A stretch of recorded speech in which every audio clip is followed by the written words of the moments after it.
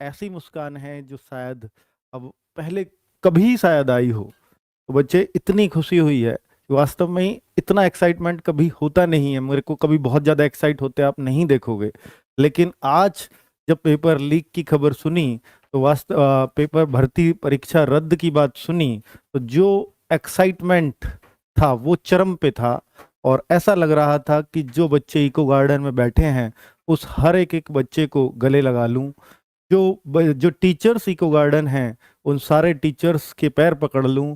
और बच्चे, जो भी कुछ हुआ है इन सभी टीचर्स, इन सभी बच्चों, और मैं कहूँगा अंत में भैया सरकार का भी बहुत बहुत धन्यवाद कि उन्होंने निष्पक्ष रूप से भर्ती बोर्ड ने जांच की। भर्ती बोर्ड का बहुत बहुत धन्यवाद। भर्ती बोर्ड ने जांच की, या जैसा भी उनको लगा, और उनको दिखते ही प्रूफ, बच्चों जो आपने भेजे थे उन प्रूफों के आधार पर शुरुआत में ही देखते ही उनको लग गया भैया ये तो गड़बड़ झाला है।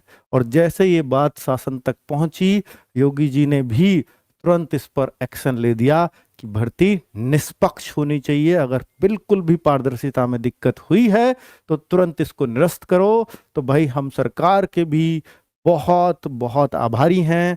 हम उस न्यूज़ चैनल्स के भी बहुत आभारी हैं जिन्होंने हमारी इन खबरों को लगातार दिखाया है।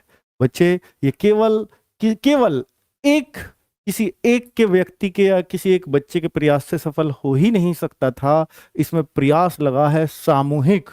इसमें हर वो टीचर, चाहे वो ऑफलाइन पढ़ाने वाला हो चाहे वो ऑनलाइन पढ़ाने वाला हो, सबने भर भर के आहुतियां दी हैं। और हर एक टीचर के चेहरे पर जो आज मुस्कान होगी वो वास्तव में ऐसी उनकी कभी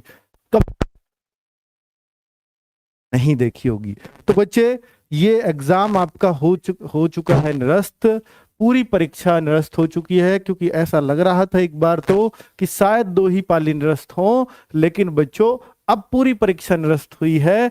अब आप अपने आप को तैयार कर लीजिए, क्या आप कर सकते हैं। और अब आपको जो 45 दिन 40 दिन का समय मिला था और आपकी बहुत सारी शिकायतें थी कि इतनी जल्दी एग्जाम हो गया, तैयारी का मौका नहीं मिला, तो बच्चे अब तैयारी का मौका भी है, क्योंकि 6 महीने तो सरकार ने ही बोल दिए हैं।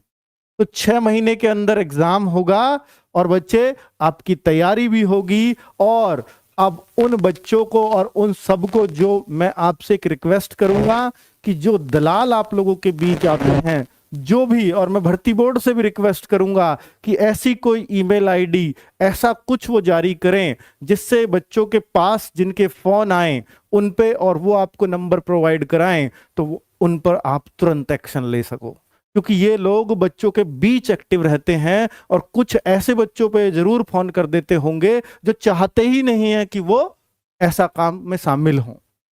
तो वो बच्चे आपको बताएंगे, क्योंकि कुछ बच्चे तो ऐसे होते हैं कि जो चाहते हैं कि उनको कोई ऐसा आदमी मिले, लेकिन कुछ ऐसे भी होते हैं जो बिल्कुल नहीं चाहते और फिर उनसे भी ये टकरा जाते हैं। तो ये वो लोग हैं, ये वो बच्चे हैं जो इनको पकड़वाएंगे।